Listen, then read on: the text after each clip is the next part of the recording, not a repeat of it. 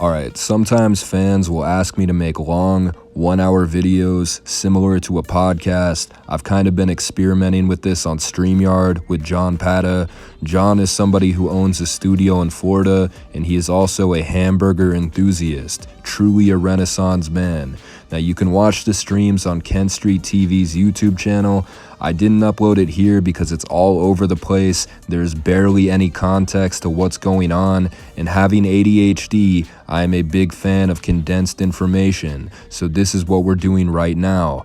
We were talking about somebody named Mike. You might know him as WiseGuys993, but most of you don't know him at all. I'll share my personal experience and later tell you his full story. I got a DM a few months ago from WiseGuys993 asking me if he could sponsor my channel. I asked, "What's your offer?" and he said he'd pay me later. I told him I'm good. I didn't even know what this dude was selling or what he was trying to promote. Turns out it's like a janitor company. I noticed he had dozens of people on Instagram giving him shoutouts, and he only paid like 3 of them. So he flies out Enzo and Jay Wavy to Pueblo, Colorado. Enzo wanted to link up and make a comedy skit. I wrote one, had a cameraman, actors, props, everything. Wise Guys told Enzo not to do it because I'm the type of guy to leak people's addresses. And Wise Guys also insinuated that I got the script from Google. In actuality, I think he was just mad that I didn't promote him for free. Now, who is Wise Guys? Well, he claims to have a criminal history and that he's done jail time. But when we looked him up on Google, there were no mugshots, criminal records, but we did find his name on a sex offender list. Allegedly, he was the coach of a wrestling team, probably because he enjoyed watching teenage boys change and he wanted to help them put their cups on, but he was a wrestling and MMA coach. The dude would create fundraisers for the team and pocket most of the money, allegedly.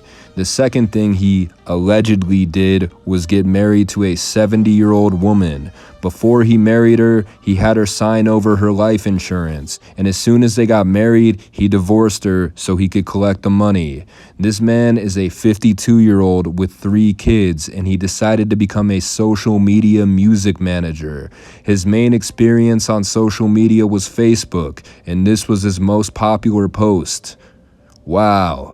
And as I mentioned before, he flew out Jay Wavy and Enzo to Pueblo, Colorado. And when you're a manager, you're supposed to be pushing your artists to work, make content, be productive. And God knows I abuse the people that I manage. If they don't make hits, they're not gonna eat. I'm talking to you, Bankroll and Cozy.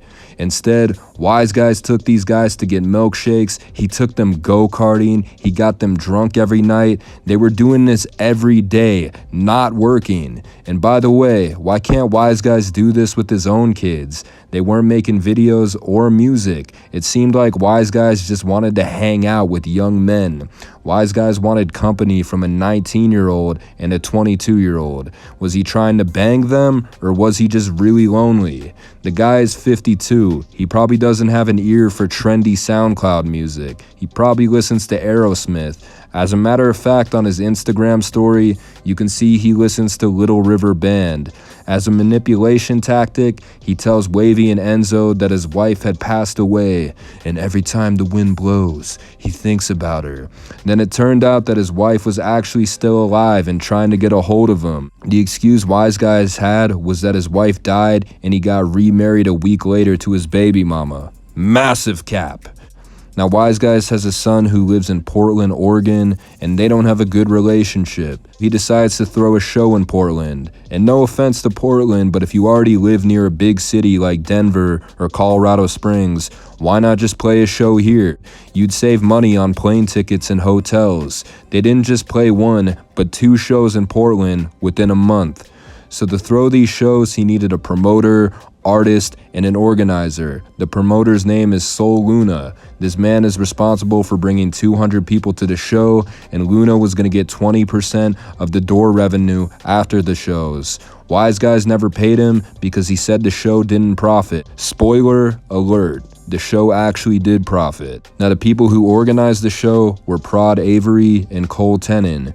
Avery performed and booked additional artists. He was promised $1,000 per show, but he was never paid. Now Cole Tennant got a photographer and security guards and booked a venue, and Cole spent over $1,000 doing all this. He also never got paid, and now he's in the hole. They also mentioned Wise Guys wanted to give alcohol access to minors in order to make more money, like give everybody a wristband, even if they're under 21. In response to this, Wise Guys posted this picture saying that he indeed paid Avery $400 for a sponsorship. He never paid him the full $2,000 for the shows though. It's also interesting that Wise Guys paid Monty $900. She didn't play at the show. She didn't have Wise Guys in her bio. I'm guessing he was buying videos from her because she does OnlyFans type stuff.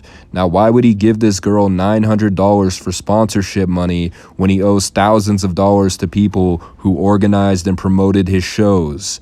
His falling out with Wavy is pretty simple. Wavy realized they weren't getting anything done in Colorado. Wise Guys attempted to book studio time with Sideshow Lou. He actually did book studio sessions that were about $40, $50 an hour, and he just didn't show up, didn't pay. Again, ripping somebody off. Now back to Wavy. He had a child that was being born, so he left Colorado and went back home. This angered Wise Guys, so he started trashing Wavy. But to entice him, he told him that he got him a SoundCloud record deal and sent him a picture of this check. Few things. Record labels usually want to meet the artist before they pay and sign them. They're not just going to meet the manager and write the check.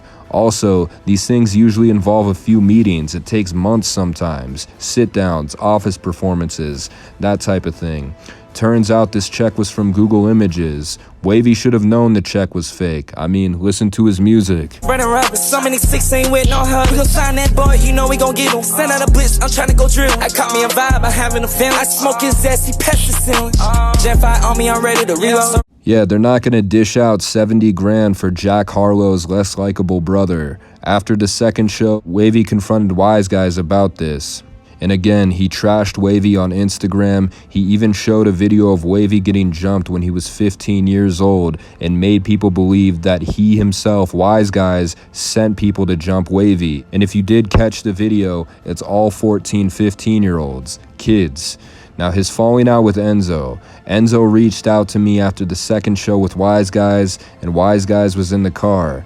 He was asking stupid questions like, how do you get monetized on YouTube? How do you go live on YouTube? What content should Enzo make? How do we edit videos? These are things you should just know if you're a social media manager.